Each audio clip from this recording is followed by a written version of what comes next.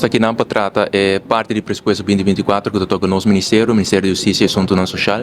Meu serviço, na primeiro lugar, me está contente que o governo cumpre com o ciclo pressupostário e banda desse aí também cumpre vez mais que a norma financeira. Pressuposto muito importante para o que trata de justiça e assunto social, mas também é parte de saúde mental e adicção, mirando todos diferentes projetos.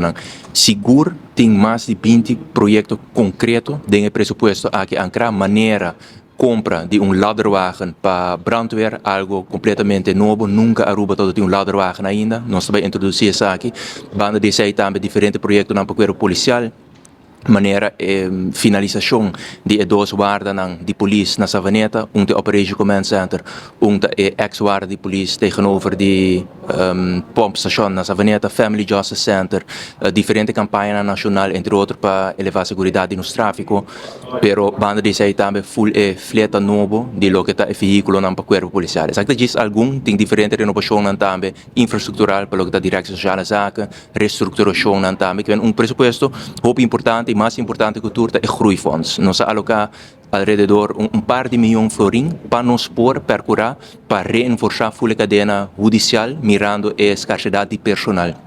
É importante para explicar agora, na januário tem classe de polícia começar e na agosto duas classes, que vem outro ano nossa primeira, com 55 polícias worden opgeleid para assim por reforçar o corpo policial.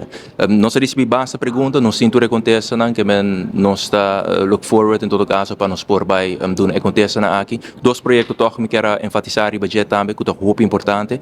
A introdução de crisisdienst, essa que depois que nós percorrer para opleiding worden door de Mental Health Caribbean e todos os stakeholders na terreno de saúde mental, na corpo policial, omgaan met mensen onbegrepen gedrag.